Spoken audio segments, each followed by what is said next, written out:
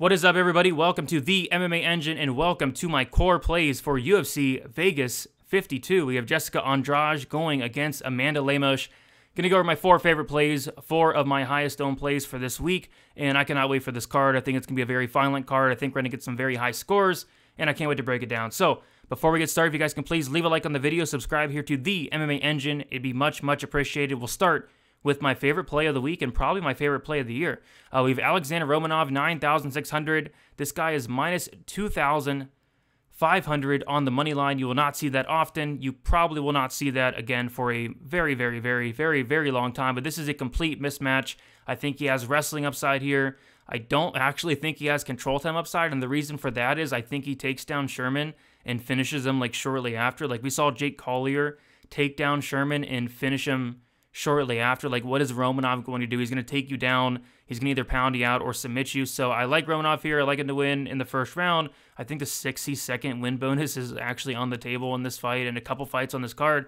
The under 1.5 is minus 280. That should tell you everything you need to know. This fight's going to finish. It's going to finish early. Probably finishes in the first round. And Romanov is a finisher with that 93% finish rate. And Sherman has been finished 5 times, but yeah, you know, Romanov should smoke him. I'm going to have a ton of Romanov. I think he has the highest ceiling on the entire slate. Takedowns and that first round finish, I think, is very, very, very much on the table. So give me some Alexandr Romanov there. Marc-Andre Barriault. So there's a couple fights on this card where you're going to want to play both sides, and this is the definition of playing both sides because one of 2 things are going to happen.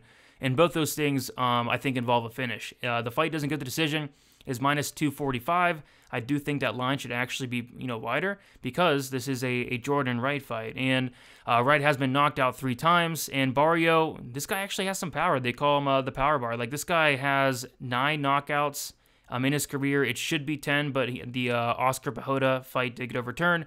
When he knocked him out, I think he did pop for PEDs, but he has some power in his hands. And Wright has a 38% striking defense. Wright is very, very hittable. I do think, if Barriault's able to pressure, which that's something he does, I think he's going to make Wright very uncomfortable. Wright hates being pressured. He's going to pin him against the cage, and he's going to knock him out. So I think Barriault is just as live in the first round as Jordan Wright is. I am predicting Barriault to knock out Wright late in that first round.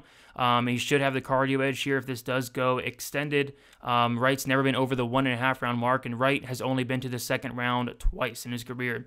So I like Barriault here. He did get knocked out in his last fight, but typically he has been very durable. He got knocked out 16 seconds his last fight. Maybe that happens again, but if not, I do think Barriault kind of smashes here. But this is, again, a fight that you want to have both sides. If Jordan Wright wins, you got to expect it's going to be very early. So this fight as a whole is something I'm going to have a ton of exposure on. Preston Parsons, 8,100. So he finally got this fight onto the slate here. It got announced, I think, yesterday. And yeah, I like me some Preston Parsons. And this is, again, a fight you're going to want to target, especially at these price tags. You have Preston Parsons, and you have Elder, who is 8,100 as well. So they're both priced at 8,100. And I think this fight finishes inside the distance. Preston Parsons has all of his wins coming inside the distance, all of his losses coming inside the distance. Preston Parsons has never been to a 3rd round, and I don't think that changes. Like I said, 100% of finish rate. He is a BJJ black belt, very dangerous on the mat. His opponent is coming in on short notice. His opponent is also coming up a weight class, and he is going to be the bigger fighter. He's going to have like 2 inches of height, and I do think size is going to matter here. I do think Preston Parsons can get this down to the mat, and if he can get it down to the mat, I do think he can get a submission here. So, again, this is a fight that must be targeted. Parsons has been finished in all of his losses. And on top of that, this guy's an absolute finish rate, 100% finish rate, and all those coming by submission. So I think somebody gets finished here, but I'm more so on the BJJ black belt, Preston Parsons, to use his size, get this fight down to the mat, and submit Elder, and probably early, honestly. And then we'll finish it with Jessica Andrade. Let me some Andrade this week, 8,900. 5-round fight here. You have 5 rounds to work with, but I don't think this is going to go 5 rounds. But if it does, Jessica Andrade is most definitely going to have the cardio edge. She does not slow down. I don't know what it is. She throws everything into all her shots, but her cardio has always seemed to really hold up, and I do like that. Lemos has been finished in her only loss. The fight doesn't go to decision, is sitting at minus 200. I do like that. I actually think it probably should be wider, although they are 115-pound fighters here. Both of them hit like absolute trucks. So I think Andrade as well has possible takedown upside. We've seen multiple fights where she's went out there and got a ton of takedowns, and maybe she does implement that game plan. I think that would be kind of smart. So you have takedowns, you have the cardio, you have volume, you have power. I really like Andrade here because he has the experience edge. She's fought the much better competition. It's not even close.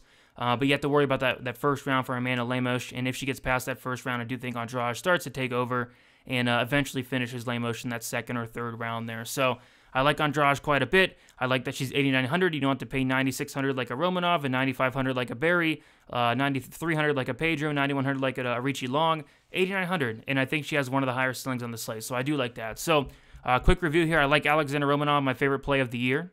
I like Marc-Andre Barriault, a fight I'm going to want to have both sides, but I think somebody's getting knocked out in the first round. Preston Parsons, a fight I want to have both sides, but I think Parsons is very live for that submission and very early on. And then Jessica Andrade. I'm going to have a little bit of Lemos just because of the price and the savings, but I think Andrade rules here, honestly. So those are my core plays, guys. Those are my favorite 4 plays this week. Best of luck to you guys. Leave a like, subscribe, all the good stuff. We'll talk to you very soon.